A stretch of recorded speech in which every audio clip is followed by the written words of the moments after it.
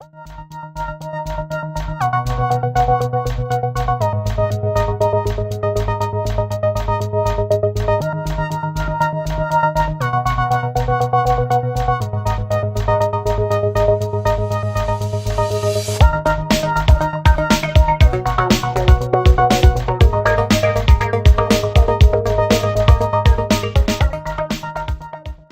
tonight is financing night, all things finance, and I put a deck on the Nuts and Bolts session website, this overview deck, and then we're going to have a panel of actual financing sources and people who've dealt with it to do that. So this is an interesting video, or a sketchbook thing from the Kauffman Foundation. It's actually quite entertaining, and rather than play it here, you can do it at your leisure. It talks about the different ways people get financed. Some people, there's always in this class, we have the idea that everybody's got to be venture-backed, and venture capital is the only thing. And in fact, that's not true. That's what I want to try to convey here at the beginning. Angel investing, which if you don't know much about, maybe the panel could get into a little bit, individual investors have done about $25 billion in 2014, the last time I could get some info on this. I put together the site for this information, $25 billion, which turns out to be about the same size as venture capital. These were the sectors that angel investors did in that year. The sectors that are hot change over time, depending on a variety of things, but they're all over the place. Venture capital, this is since 1995. You can see the big internet bubble, that big thing there where lots of money came flowing in. In 2014, it was about 50 billion in venture, so a little bit bigger in that year than the angel. But two big sources. The angel investing in that year was some 70,000 companies. This is from the PwC Money Tree report, which is a good source for figuring out what's happened. Venture by stage of development, seed, early stage, expansion stage, and later stage. I put in a slide with a definition of what those are if they're not familiar with you. You should get comfortable with understanding it, so if somebody says, what stage are you at, you don't say something that's totally inappropriate for where you really are. And then not all of the financing sources are the traditional investor sources. These are some of the different types and stages of investing. You have angel and venture capital. Other sources include corporate venture capital. That's where a corporation will actually invest directly. Kickstarter you've seen for products as a way of getting funding. Crowdsourcing, which was a hot topic last year on our panel, which is in effect like Kickstarter, but you're not investing in a product. You're not giving money for a product. You're actually picking up equity or ownership of a company. SBIR grants, a great source, especially for technology companies. So the SBIR program is the Small Business Innovation Research Program. The federal government, if it has an agency that is doing more than, I think, $100 million of outside research, by law has to allocate about 2 or 2.5% to, quote, small entities, on recognition that small companies innovate faster. So this money is there. There are like 15 or so federal agencies. The problem for some of you using SBIR is that most of the agencies doing research actually buy things. So if the Army is putting out money for research, they're buying, equipment and things. And so if they're your potential customers, there are all sorts of issues with the intellectual property if you take SBIR money from them and you're trying to sell them something later. So you just have to be careful of that. The National Science Foundation is one that does not buy anything, and they'll fund just about anything that benefits the health, safety, or well-being of American citizens. And so you can basically go in there and have a discussion of what you're doing without trying to take your technology concept and twist it into some procurement type of thing for another entity.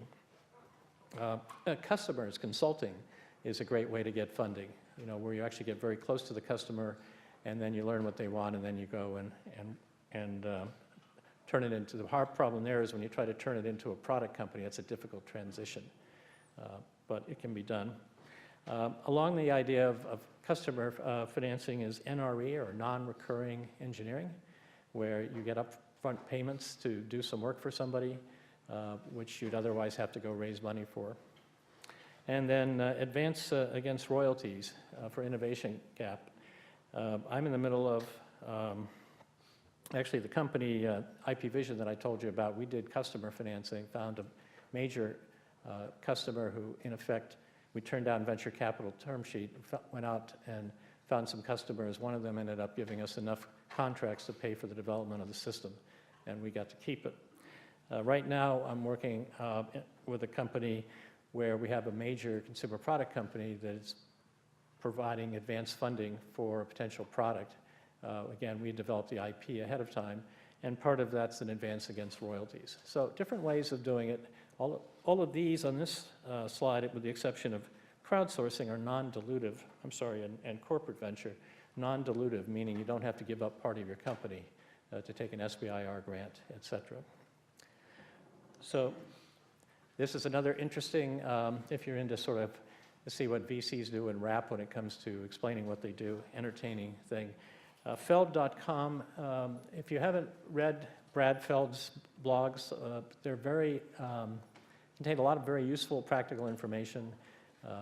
Brad was was at Sloan, was a venture capitalist here in the Boston area after being an entrepreneur, and you should check out his blog. Good evening, everyone. My name is Julien Zimmerman. It's my privilege to be moderating this panel for you this evening. As you saw from the little fumble Joe had just now, I've had the opportunity to do this a few years now, and one of the things that has been consistently important, I think, for this conversation in the context of nuts and bolts is to make sure that we talk about not just what funding options are available, but how to understand what investors and what other funders are looking for, and how to think about what can go well and what can go really, really badly. And so we're going to talk about that this evening. Before we get started, I'd like each of our panelists, whose bios are on the Nuts and Bolts site, by the way, so I'm not going to take any time with my introduction or theirs. You can look us all up if you haven't already. But I'd like each of our panelists to start off by just giving us briefly a thumbnail sketch of what kind of capital are you working in deploying, and help us understand what that looks like. What stage, what kinds of ventures, what amounts of capital, what sort of durations of investments, just a sort of really thin overview so we have a little bit of framing to start with. And so, Barbara, would you mind beginning? Sure. So I'm predominantly an angel investor, and that means that I invest my own personal capital in very, very early stage companies. Sometimes I'm the very first investor that a company might have, or maybe I come in after they've recruited other angels. I continue to invest and reinvest in my companies as they grow. Let's see, about 30 companies in my personal portfolio. And then also, because I'm very active in trying to get more women to invest, I'm also on the investment committee of a couple of funds.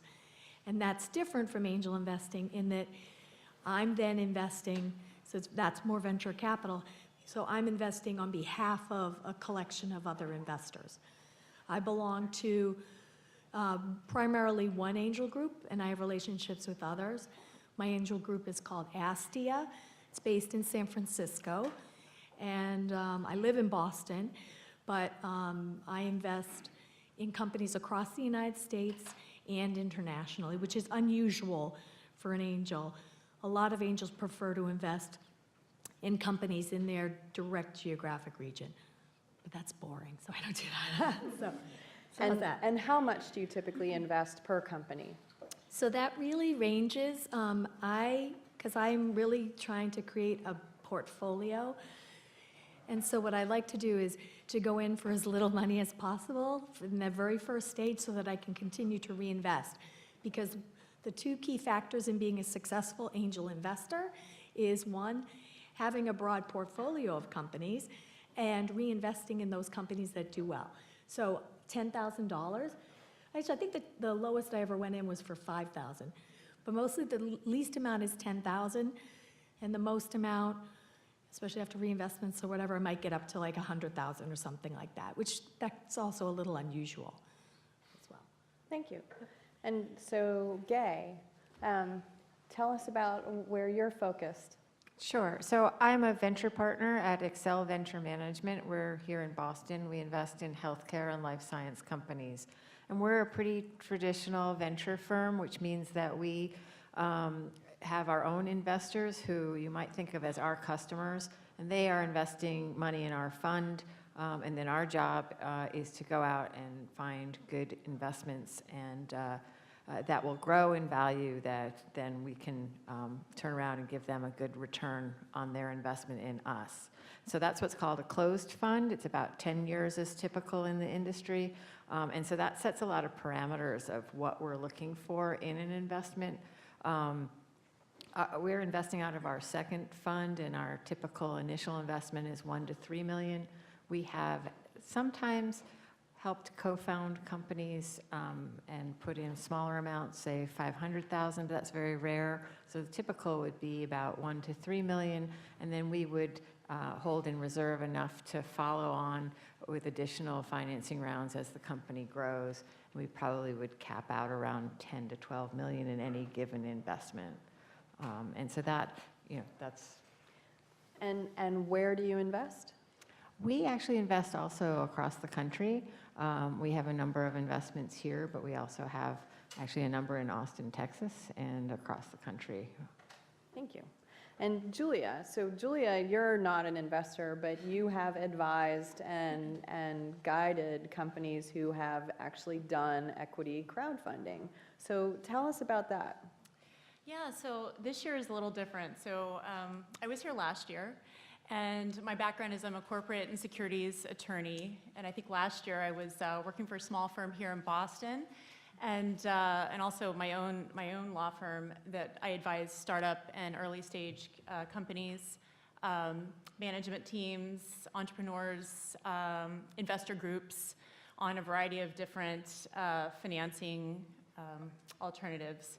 One of which was equity crowdfunding. Actually represented a Boston-based registered crowdfunding portal. As you guys might know, I don't want to jump ahead here, but all your equity crowdfunding really has to take place through a medium, either a SEC or FINRA registered crowdfunding portal or a registered broker-dealer. So I was representing a crowdfunding portal here in the Boston area. But yes, I've advised numerous companies in the early stages and management teams on a variety of early stage financing options. That's my background, sort of the seed to very early stage rounds. And so what kinds of orders of magnitude of capital are appropriate, or what kinds of companies might seek equity crowdfunding? Well, equity crowdfunding is actually a really good option for early stage companies for a few different reasons. First of all, you're going to end up, in most cases, not having to give up a huge part of the company. So it's not non-dilutive, but it's a little gentler on, and in fact, there's a lot of different instruments that it takes place through outside of just your typical debt or preferred stock Series A sort of round that takes a large portion typically of a company. So you can also kind of put off that conversation with your investors about what your valuation is. So I would say that's another big benefit equity crowdfunding has. Now on the other side of this, where your transaction fees in a Reg D investment, like you would do with, that's a Securities Act exemption that's typically relied on for the VC and angel investing rounds. For crowdfunding, it's going to be a little bit different. Whereas it's going to be very low transaction costs for you're going to give up more of your company but have a lower transaction cost for working with a VC or an angel investor. With crowdfunding, you're going to end up spending most of your transaction costs on marketing. So like literally no one wakes up and says, you know what? Today I'm going to invest in a startup. So let me go run to my wallet, Well, I grab do, my but credit yeah. card, and go online and give them my money. Like literally nobody does that. So you have to spend a lot of money on professional marketing to the tune of $100,000 is very typical. If you're trying to raise, the maximum you can raise with crowdfund offering right now is $1 million. And actually most companies don't raise that full million. The typical crowdfunding raise is around, what I've seen, $100,000, $200,000. And of that, companies, what I've heard, are spending probably $25,000 to $40,000 on marketing to raise that 150. So that's actually, if you think about it, a really large transaction cost. So where you don't spend the money on legal fees and an auditor to audit your financials or give up a huge portion of your equity like you would to an angel or VC, you're going to spend that on marketing. So that's, I think, for me, the biggest downside of that. Thank you. So let's jump right into what makes a successful relationship, a successful outcome. And Gay, I'll start with you. Yeah, I was gonna, whoever you called, I was like, no, Gay's got this answer. What are the hallmarks of a successful funder-founder relationship? I think probably the keys are that you have an alignment of interest, and that I think that's absolutely key. And so, and by that I mean that you have a good relationship, and there's a certain amount of building relationship. So we will often start talking to potential investments and the CEOs that run them, a year or more. We'll meet them, they'll be too early, but you say, oh, this looks like a really dynamic leader, somebody who really understands their market, or there's something really cool about the technology market fit, but it's too early for us to invest. So we'll cultivate that relationship, because I think the way I think about it is that these relationships will last. We have a 10-year closed fund, so if we're investing early in our fund in you, we might be in a relationship for 10 years. And so it warrants a good amount of investment in that relationship, because every company has its ups and downs, and being able to have a frank exchange when you hit some of those challenges and really kind of know one another is really important. And so when it goes well, what does that look like? I think Can you give an example? You can obscure the details, but can you tell us about how does it look when a founder-funder relationship works out well? I think that it's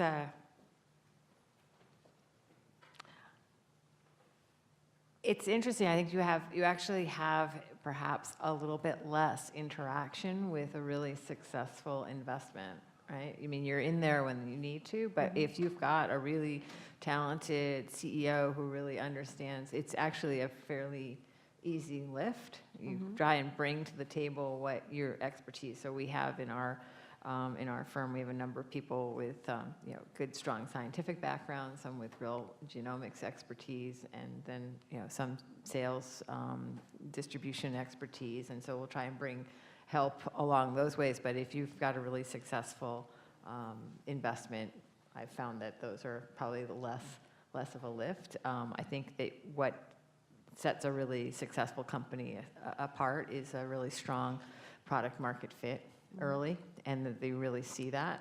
And then if you've got your product market fit well done, then you're going to have it, the whole process of growing the company is just a whole lot easier. All right. And Barbara, in your experience, what are the keys to finding that right match? So, at the beginning of a relationship, even after a seed stage investment or an angel investment, how does that relationship evolve to be a successful one? Well, and I too, because I'm a very early stage investor and I could know somebody for a while before I invest. I always say that everything's a signal. And what I mean by that is like how a company treats me as an investor, how professional are they, how knowledgeable are they. I think that's probably how they're doing sales too. Like it's just a mindset. Or how did they treat their team? Are they able to recruit some incredible, highly talented advisor or an unbelievable CTO or CMO or somebody like that that makes me go, wow, like they have something. So everything's sort of a signal, and then you start to see some of that play out. Like, you know, one of my companies I saw going in, I'm like, I really love the CEO, she's great. The CTO is good for now, but I know she's gonna have to handle getting a new CTO. And sure enough, she did, but it wasn't a surprise. So you just sort of, because you know things change. And I've, you know, in seed stage, it's like everyone loves to talk about pivot, you know, because that's like a better way of saying, like, we fucked up and now we need to do something different. And it's gonna happen. By the way, is an F-bomb okay here? Sorry. What's a day without an F-bomb?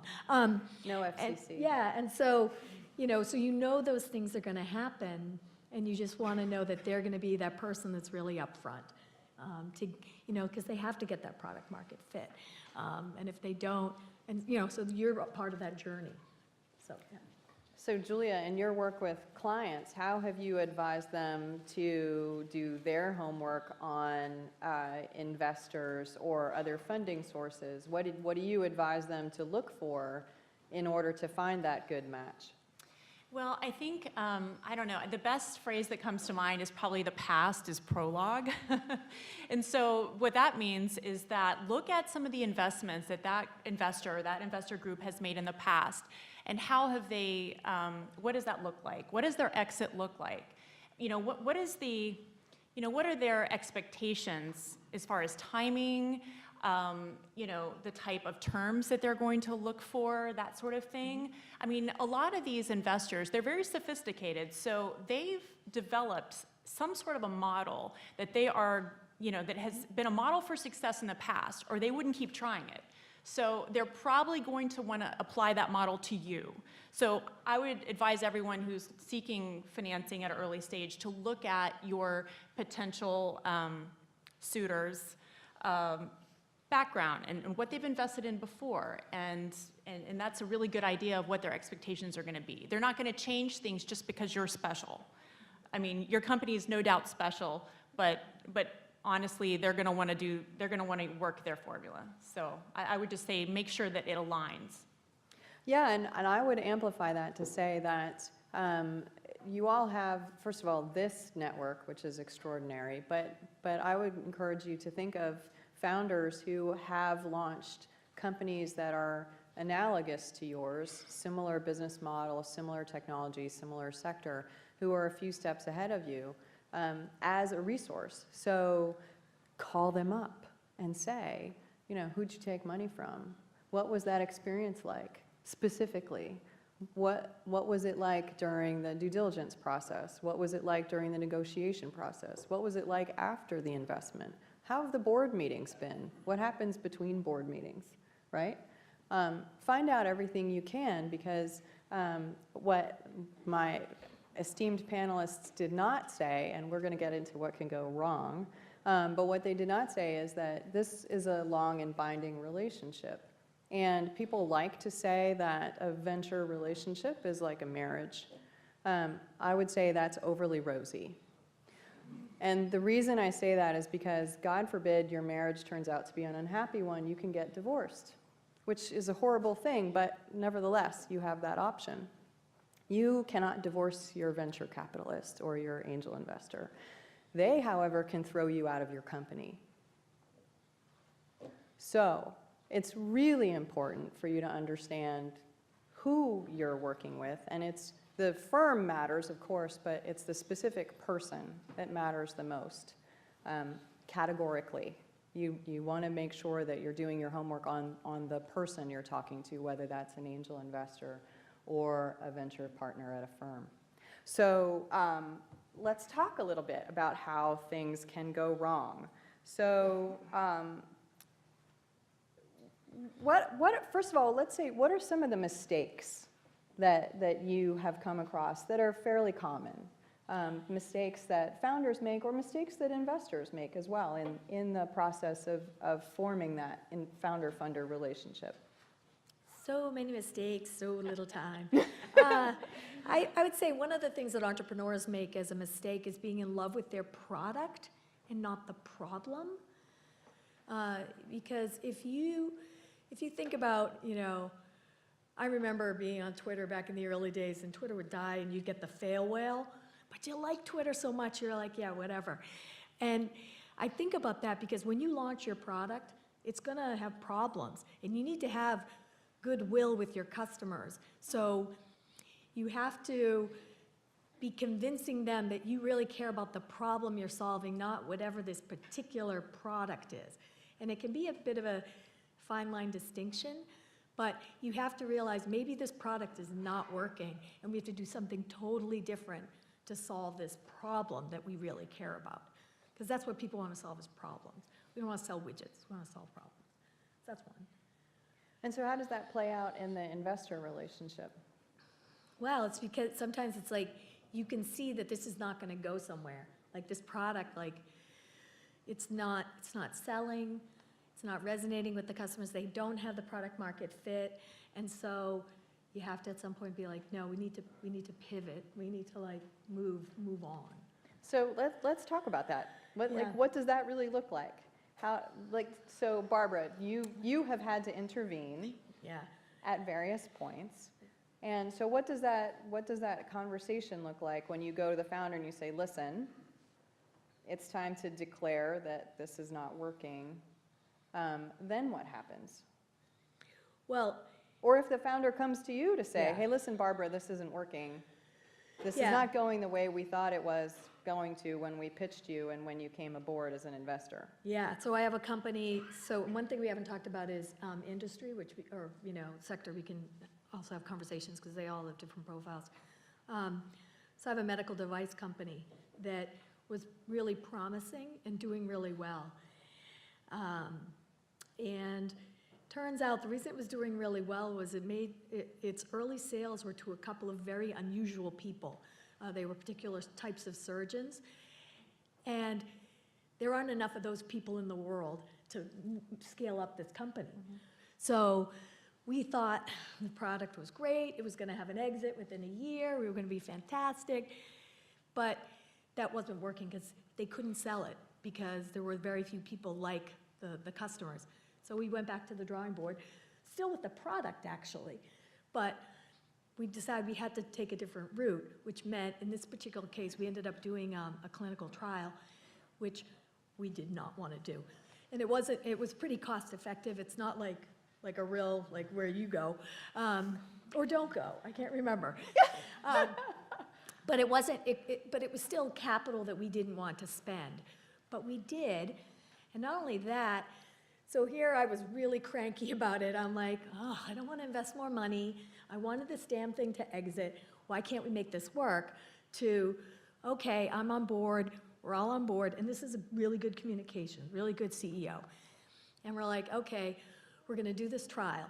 Not only are we going through the trial, but they actually came up with another innovation that allows our product to have orphan drug status, which now has really multiplied our valuation. So I hope I'm going to make a ton of money this year on that company. But it was just a great thing where I was like, he went right into the lion's den with all these investors that are like, you promised us an early exit, and this was doing so well. And he's like, sorry, I need to raise more money. And so I thought it went well so far. And so just to hold on to this one moment longer, what was that raise like when it was not anticipated and he was raising money to go down a more difficult path? Well, and it's a ripple-on effect because he had to talk to people like me But then I had to talk to other people because I had invested personally and I'd also invested one of my funds. So as a representative of the fund, I had then to talk to my investors. So it was essential that he was like, you know, he was thoughtful, it wasn't panic, it wasn't like, he admitted their mistakes and so forth. So I think it was all a really, really good communication. He was always available, multiple times. And did he take a big hit Personally? on valuation or on No. his equity? No. I mean, he didn't, you know, no, because I think we've all done really well as a result. It wasn't a case of we had to do a down round. It was a case of now we need to raise money. And then, so yeah, so in that particular case. There's another totally different case of something where I was not the lead investor. I was not part of, you know, the organization that was the lead investor. And it ran a company that had $4 million in revenue into the ground in less than 12 months. And that was a board that didn't step up and fire the CEO. So I was like, fire. But no, they didn't. So I've seen it go really, really bad. Thank you. So Gay, what about your experience? Can you share an example? Well, I'm trying to think of the generalizable case, if that's all right. Yeah. I mean, I think that sort of two places that I see things go a little bit awry, and I think the initial, one of them is, there is always a price discussion when you're going to make your first investment in a company, and one of the challenges is clearing that price and finding what is the right valuation for a company. And you know, if one's investing from a venture firm, you have to, you know, you're trying to find investments that have a certain type of trajectory in their growth pattern, such that they're going to drive the valuation up, so that, you know, over a portfolio of investments, you can return the firm's investors somewhere between, on a weighted average sort of all-in basis, somewhere between 4 and 5 times their money, right? That's kind of the goal. If you can do that, you've got a very successful venture firm, and you can raise subsequent funds and stay in business. So, you know, when you're evaluating an investment, you're looking for something that has a growth pattern that can really help you achieve much higher than that, because you have to compensate for the ones that don't go anywhere, that you have to end up either you sell them or exit them for, you know, hopefully you return your money, or you take a loss on. So that's sort of the calculation on the side that the venture investor is thinking through. And then, you know, you have the entrepreneur who's putting all their sweat equity, as well as probably some of their own money, other people's, you know, maybe friends and family, we can talk about that, or angel money, and they have a certain sense of value as well. And it's okay to go with a high valuation if the growth pattern is there. And the challenge and where things fall apart is if you come in with a high valuation in a first Series A, in a business that's going to require multiple rounds and you're priced too high to start with. And that just sets the whole dynamic up for a failure. And that's kind of the biggest, you know, so how do you solve that? One way is that you look for other sources of financing until you're really sure that you're on that growth trajectory. And second is you don't price yourself for perfection. Leave yourself a little bit of headroom so you can have a mistake and still, you know, okay, you have a mistake, or the product market fit's not quite right, it's going to take a bit longer. Okay, so you're not going to be the 10x, you're going to be, you know, the 4x. I mean, people want to work with their entrepreneurs and they want to get it to a certain point. But if you're priced for perfection, then it just becomes really, really difficult, because the lower a return that the venture capitalist is going to see on their investment in you, the less money they're going to want to put in, the more likely that you're going to be looking for additional investors. Yeah. So Yeah. I hope that's not too complicated, but that's sort of what's going on in the background of sort of some of the less successful relationships that I've seen. Yeah, and if I could just want to reiterate, one of the things that I would love to see change in the tone of coverage of entrepreneurship and startup world is this obsession with what the valuation, because it's bullshit. It's totally bullshit. Like, if you look at, especially later round companies who all want to be declared a unicorn, which is, don't get me started on that, because if you really go back to what unicorns were, they actually had to have an exit to be called a unicorn. But people are really craving this, like, we want to say our valuation was this, but they don't tell you all the terms they agreed to. Like, you can call me whatever you want, but at the end of the day, you have to make sure that your common shareholders are taken care of and your early investors, and what these companies do to get that later money. I'm in a deal right now. It's not a unicorn, but the later investors are basically wiping out all of the early investors. And that happens all the time. And so, you know, chasing this valuation that you can't quite grow into is going to make you do awful things to your investors and yourself as an entrepreneur.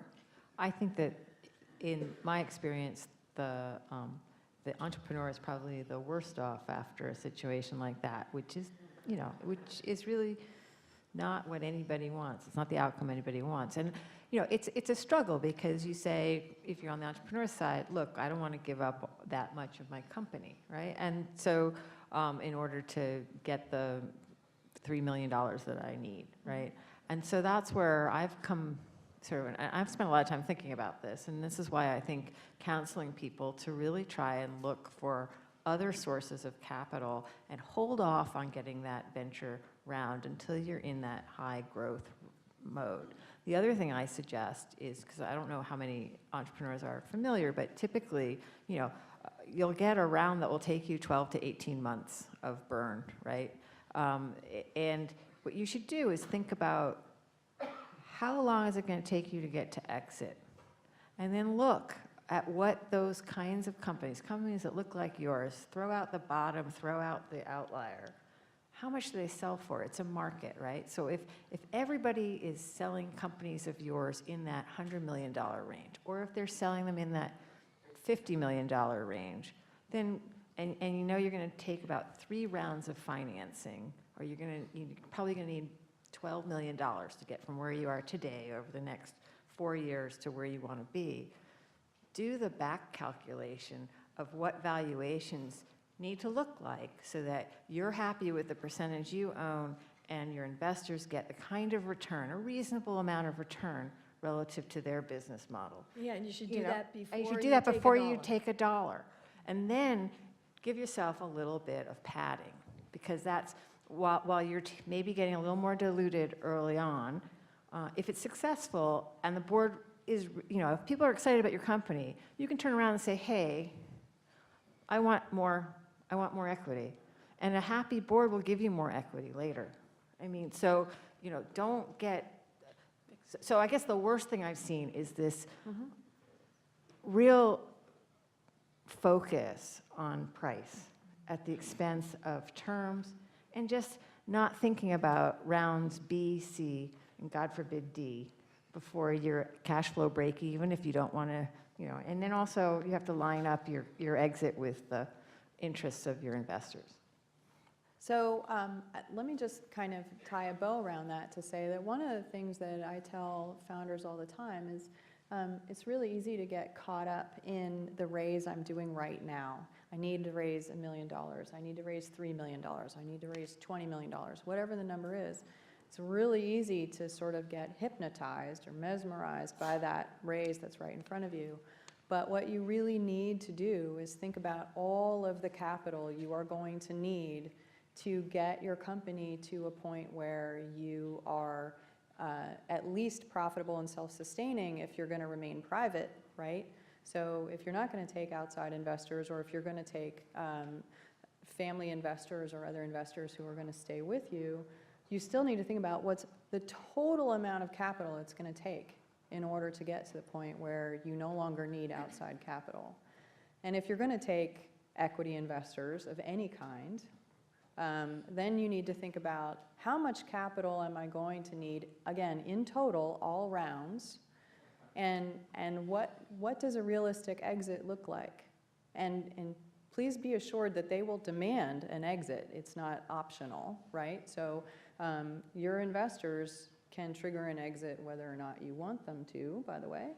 But think about all of the capital you're going to need, and then figure out what are the most cost-effective forms of capital at each stage of the company's development. And so I want to hear Julia's voice about how do you advise founder teams, young companies, to think about that, to think about all of the different forms of capital, the ones that Joe outlined at the beginning, crowdfunding, whether it's product pre-orders or equity crowdfunding or customer funding or grants, et cetera. How do you advise them to think about that? Yeah, sure. So, I think Gay was spot on with what she said about just being realistic about really spend some time thinking about what your burn rate's going to be. How long, and your investors, by the way, this should be in your PowerPoint, in your pitch deck, okay?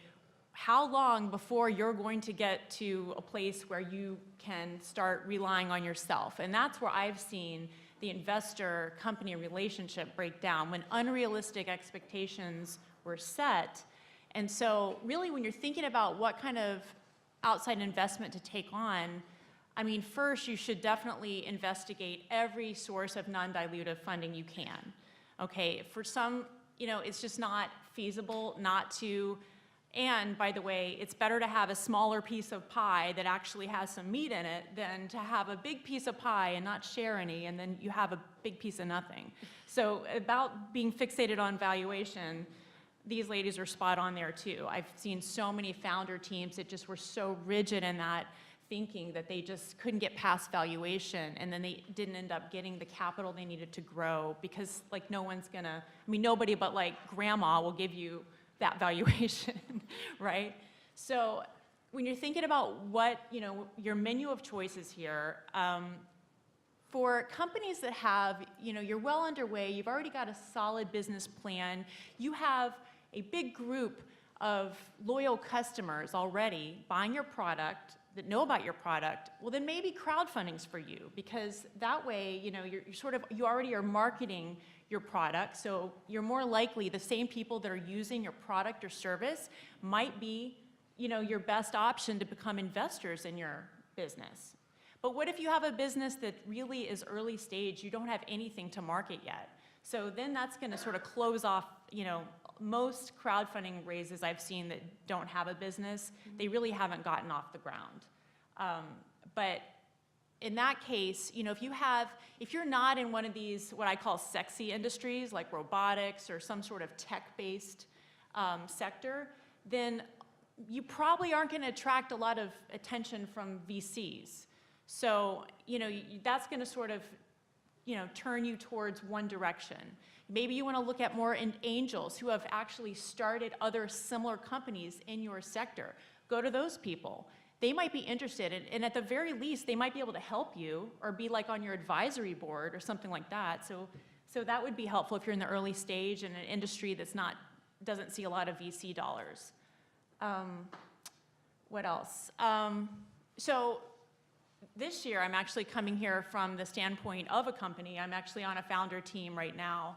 We have a med tech company that we're, like so many early stage companies, we're serial fundraisers. So we're always looking at our next round. In our case, we're getting ready to launch. So we have, looking at our financing options, we actually took a very uncommon route, and that was our seed round was conditioned on putting the business into a public entity. So the investors were assured an exit.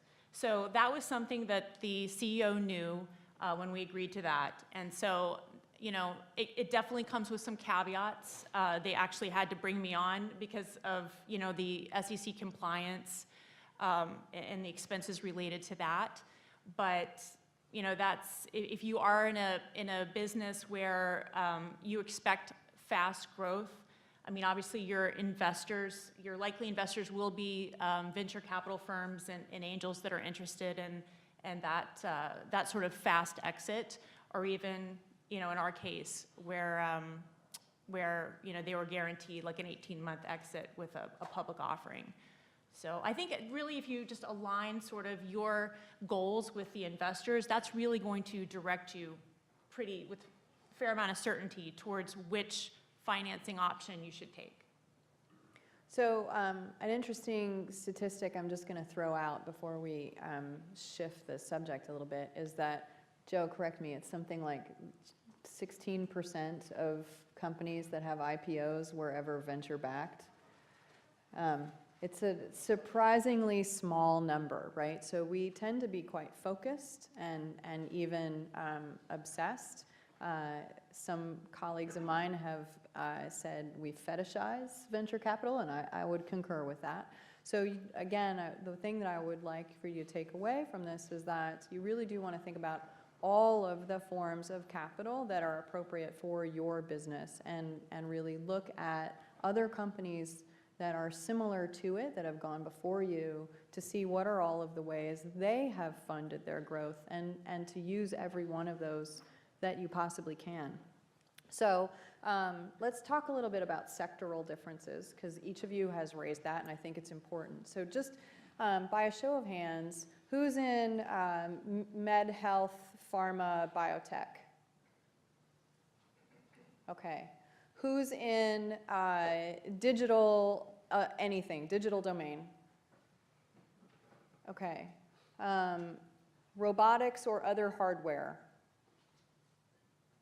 Okay. Consumer products? All right. Just broadly speaking, what have we not caught in those really big, huge categories? Shout out. Anybody? Nonprofits, community development. Okay. Education. Anybody else? Okay.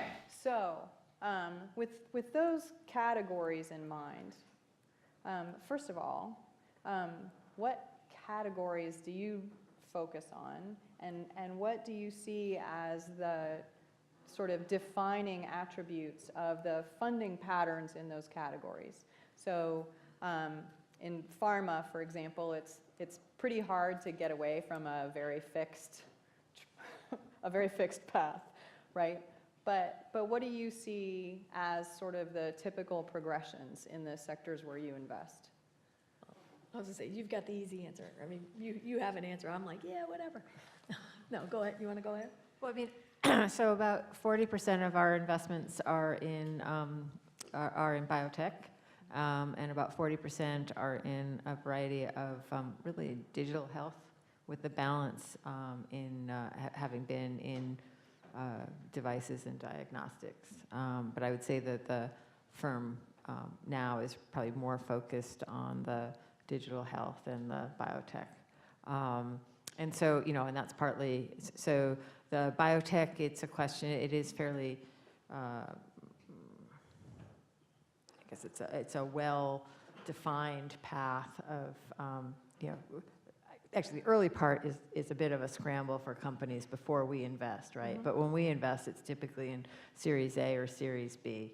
And so you've gotten through some proof of concept, and you've got some, you know, we are looking for someone who's either in the clinic or within 12 months of the clinic. So they've done a lot either on SBIR or with angel investors, but they've done a lot before we invest. And then it's a question of, you know, what the indication is and then what they're doing, and trying to get the company from probably that preclinical but almost into the clinic through phase 2, and then hopefully into a IPO or another type of exit. And so what orders of magnitude are the rounds? And so if you're preclinical and then clinical and then, you know, maybe... Well, yeah, it's hard to generalize, because it so much depends upon the specific company and then what type of indication they're going after, and the size of the clinical trial is very much, you know, dictated by that. And it also, it depends a lot.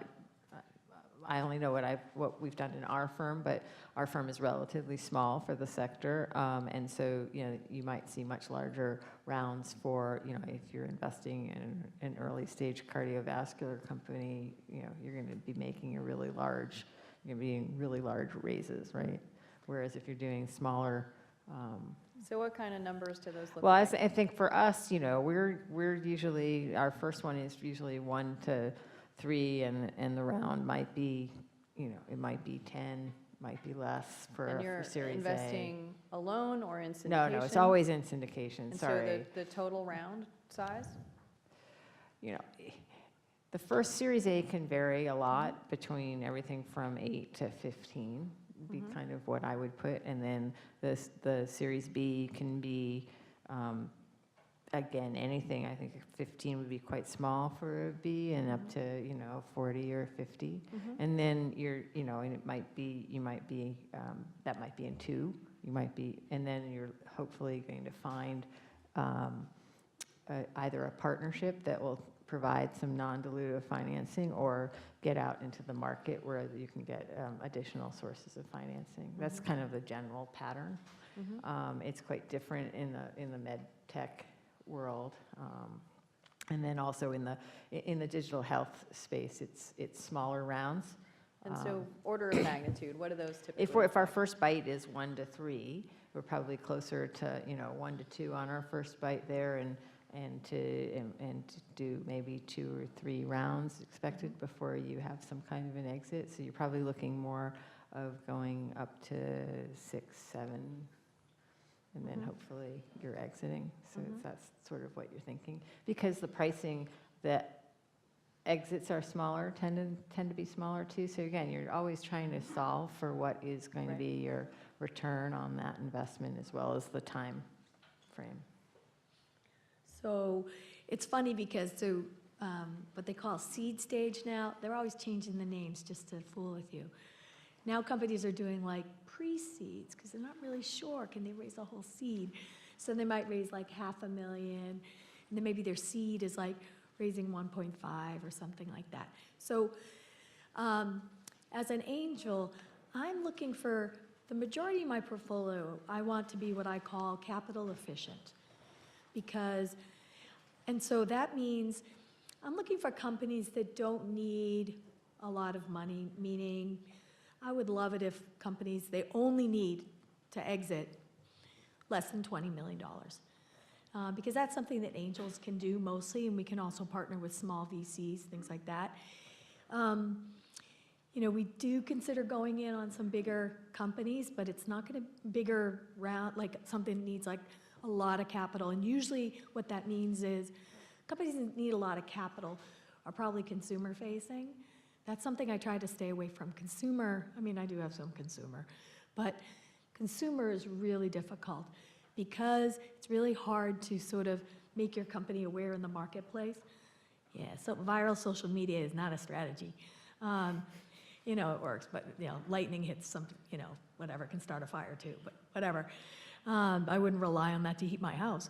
But anyway, so consumer is really, really difficult. So when companies say that they're like direct to consumer for some things, I'm just kind of like, that's going to need a lot of capital. So that's where I sort of, and usually what happens is they start with a problem that they think is a direct to consumer, and then they realize, oh yeah, this is actually really hard. Maybe we can think of a B2B play. So that's what I'm doing. So I have a really broad portfolio. As I said, I've already said medical devices. I do ed tech too, which is really challenging because for some reason the word on the street is like it's a bad investment. So a lot of investors they don't know it, and so they sort of stay away from it. So what are the orders of magnitude to get to exit in ed tech, let's say, or in consumer, or in any of the other sectors where you have deals in your portfolio? Well, like I said, I'm trying to stay with companies that need, 20 million or less would be great, 5 million, 10 million, and then because of that, that's going to be completely funded by angels and micro VCs, really small funds. Big VC, they're not going to deploy capital because they they need to have a bigger return. And so that's just not enough for them. And so that's why medical devices, depending on the medical device, like how much testing does it need? There's maybe those of you in that area, you know, like the 510K. So if you already have some predicate devices and things that you can do, well, that's great, because then you have an easier path, regulatory path. Business-to-business software, enterprise software can be really, really tough, but it's something that's really appealing because it has the ability to really scale and be really capital efficient. Food is a really tough space. I have one food investment. That's a slog because that's a direct-to-consumer. Anything that you have to make something, that's why hardware. So the slide that we saw earlier about the industries that angels are in, it's really because of that capital profile. If you're a hardware company, you're going to need a lot of capital to get something done. And it's probably going to be, and you need a lot of expertise. Not a lot of angels have hardware expertise. I have like a couple of companies in my portfolio that are hardware, but it's very rare. So that's another one. That's why you won't see the angels, because they don't really have the expertise and it needs a ton of capital. Okay, so we're going to come to questions in a few minutes, so have them ready. But I want to ask each of you, starting with Julia, what is the one piece of advice that you think founders really need to hold in their minds when they're thinking about how to fund their company? Whether they're approaching investors or whether they're seeking grants or whether they're crowdfunding, what do they really need to keep sort of front and center of their minds as they're thinking about funding? So the one thing I would say is just, you know, aside from having a great business model, set realistic expectations, you know, and then just do what you say you're going to do. Whether or not you're taking money from angels or a VC or public equity, the public markets react the same way. I mean, just set realistic goals and then, you know, reach those goals. I think, you know, over time, you know, it's not helpful to say, you know, we're gonna see 1,000% growth year over year, and by next year we're gonna be, you know, a $50 million top line company. That's not realistic if this year you haven't got to the break-even point for most companies. There may be some rare exceptions to that with some of the, you know, drug or medical, you know, sort of companies. But just, you know, keep in mind, you know, spend some time on your financial models, enlist a professional or get someone on your founder team who really knows how to build good financial models and make reasonable assumptions in those financial models, okay? Don't assume the best case scenario. So, I mean, because your investors, sophisticated investors, will be able to see through those, and they're gonna, you know, it's gonna be a big disappointment even if they can't, because if you don't reach those goals, you're gonna be disappointing them. And of course, you know, in the public markets, you know, the market reacts really badly when companies don't, you know, meet their earnings expectations. So that's the one thing I would say, just set reasonable goals and, you know, and reach them. Yeah, Gay, what one thing, as founders are thinking about all the kinds of funding that their company is going to need, what should they keep front of mind? Well, the way I think about it is just as a good entrepreneur will really focus on the product market fit for their product inside their company, so what they're actually trying to sell and generate revenue. Yeah, take a step back and look at your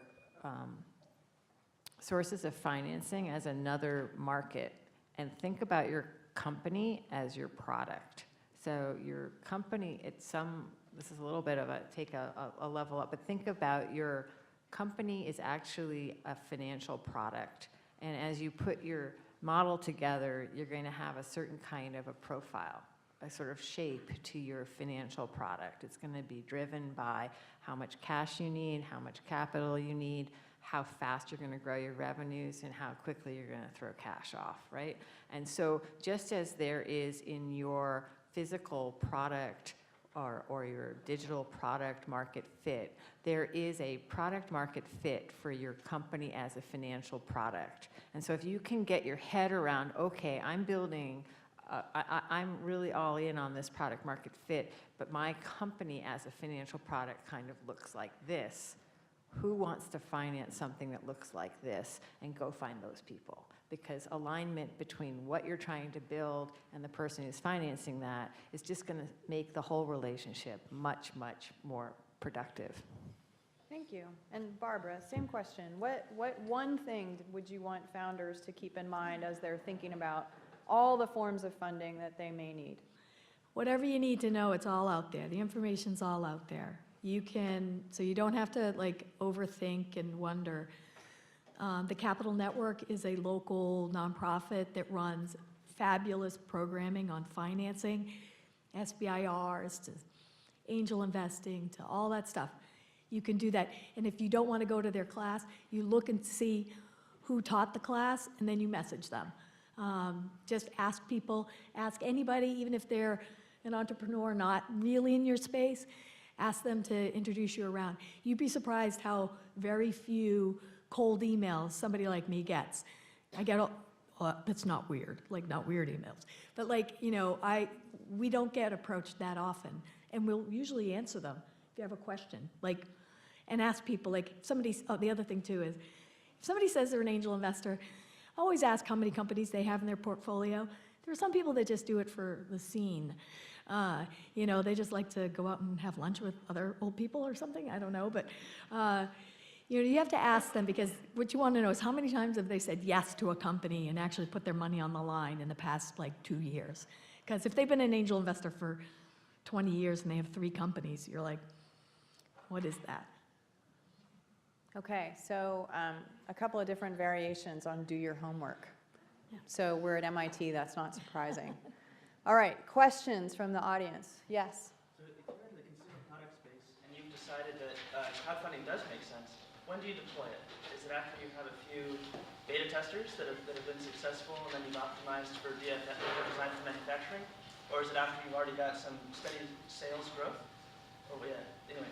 So the question is, if you have a consumer product and you're seeking crowdfunding, when is the appropriate time to seek that funding? Yeah, right? like a Kickstarter, like a rewards one. Yeah. Pre-sales. Yeah. Well, as we all know, the road to destruction is paved with disappointing CPG companies that don't deliver on their Kickstarters, right?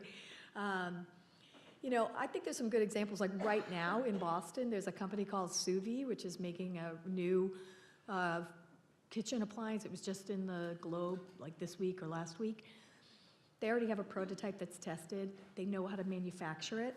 So they launched their Kickstarter now for a product that they'll be able to deliver in the fall. So you need to have the bugs worked out. I know of another company that, they still delivered a product, but they really did not factor in what it was going to be like to really make the product, not just at scale, but actually just to make it. Working with manufacturing in China is really, really challenging, and you need to factor that in. So you should have a product, and it's really about the marketing, because as an investor, angel investor, I like it when companies have done a Kickstarter or something like that. It shows can they market? Do they actually have a market? Do they have customers? I second that. In fact, last year I invested in 3 different, not on Kickstarter, actual equity crowdfund rounds, seed rounds. And I was promised each one of those companies to send me one of their products. I've yet to receive anything. Oh, yeah. So to me, that was just, would I invest in, in any other scenario? I obviously assumed I'd lose the money, just investing in that sort of a crowdfund round, but it does speak for, if you can't deliver on your first order, that can really cut against you when you try to raise money in some other source. It's also potentially fatal just to have a failed initial product manufacturing round. So if you have a Kickstarter campaign or any of the other product pre-order campaigns, and you fail to hit your delivery, then that sends a really strong signal to not only your customers, but to any other backers that you are really not on, you're not on top of this. What I've seen successful founders do is make a very small run under angel or friends and family or what other kind of, their own capital, to make sure that they have the right manufacturer, to make sure that the product actually comes back the way they think it's going to come back and in the time scale they think it's going to come back. And very often they've had to do that 2 or 3 times before launching a campaign. But then once the campaign is launched, you also want to give yourself a buffer. So if you expect it to take, say, 3 months, make the delivery 5, right? And really, really be sure that you're delivering product, not swag, right? A lot of campaigns have turned out to be incredibly costly because they turned out to be very popular, and the founder teams ended up spending all their time delivering swag instead of building their company. So make sure that you're selling the product. It's also that's a great way to launch your the next product, the next iteration, because now you have credibility in the market if you have product 1 out there. So I've seen that, yeah. Who's next? Yes. Alongside a few other people in here, I'm trying to develop something in the hardware space. And I've always been kind of under the assumption that an investor would have to be absolutely crazy to invest in the hardware space rather than kind of take the easier road in something in the digital world. Can you guys talk quick about why you've been convinced to put money towards someone that's developing hardware? So the question is, for founders who are developing actual physical goods, what is the appeal to investors when that's so much more costly and time-consuming than We're just stupid. moving atoms? Just stupid. They get Or me on a moving good electrons, mood rather. or whatever. No, I mean, it's like, a great team that's super smart, and you think, wow, this is a really great opportunity.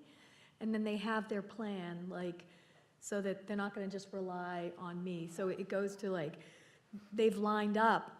I mean, so the hardware I'm thinking of, they've lined up the other investors, who can do some of the heavy lifting. They've gotten maybe an SBIR or some other non-dilutive funding.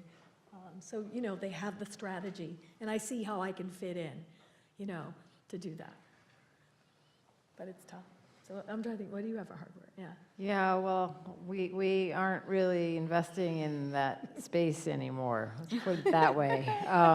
But I think back to what would make that more attractive is to really bring in your engineering team early and make sure that you are thinking about the manufacturability early.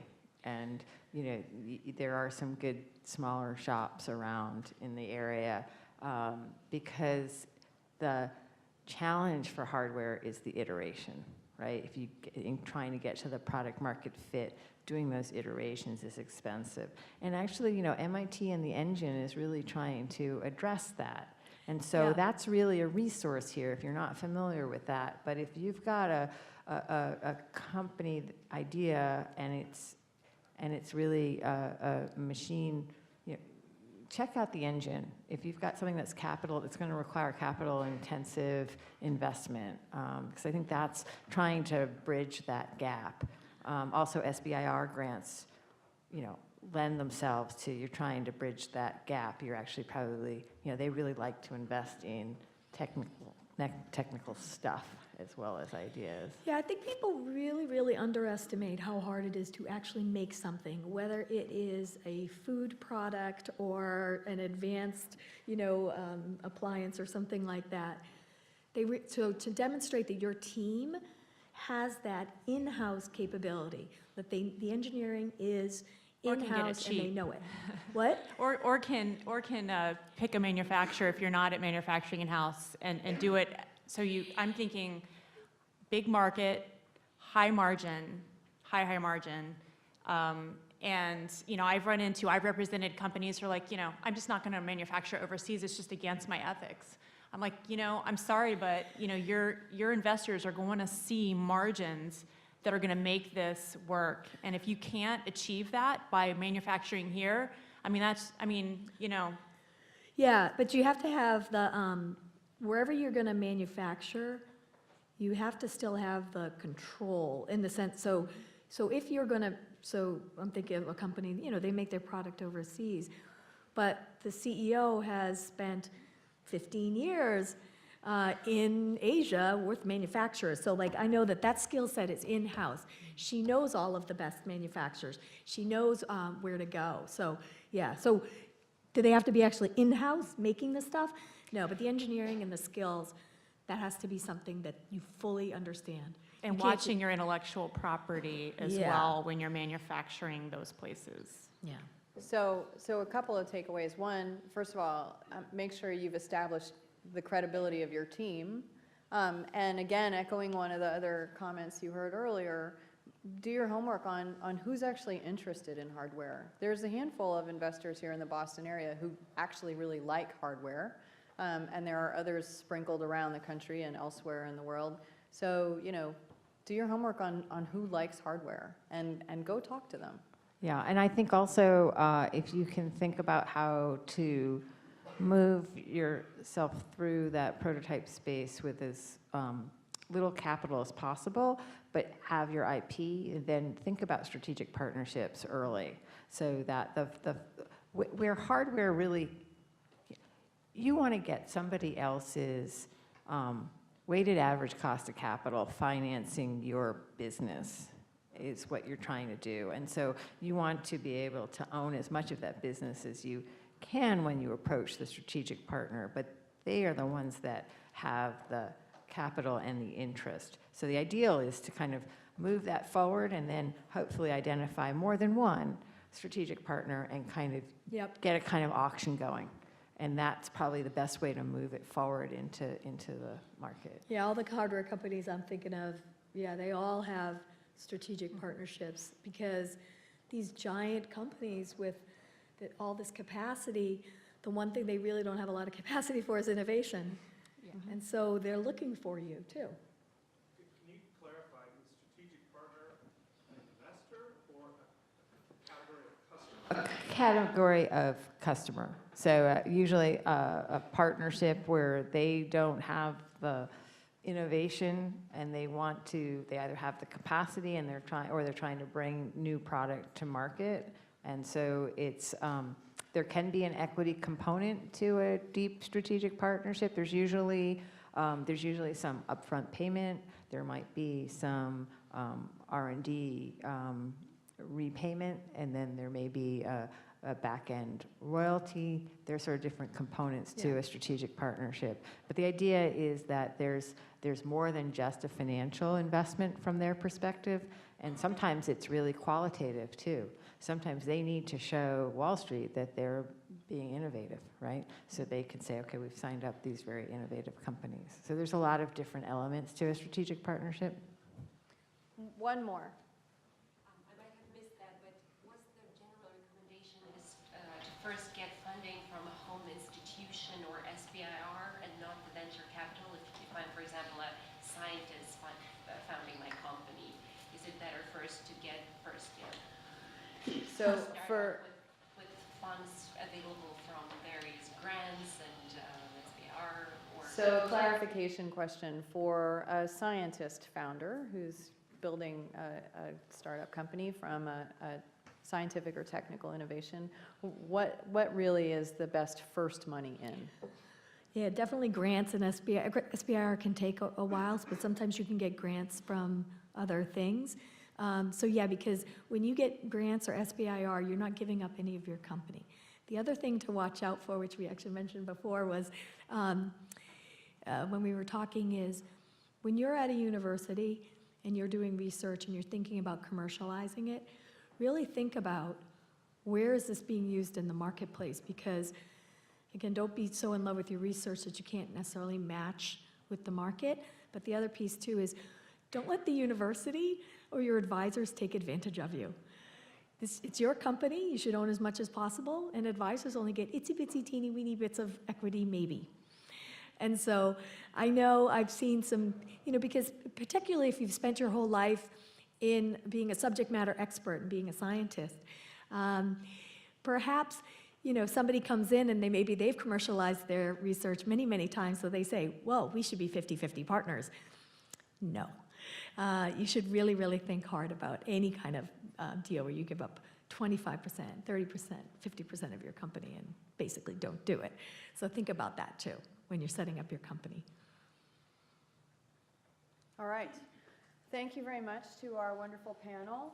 Thank you all for your attention and for your questions. Thank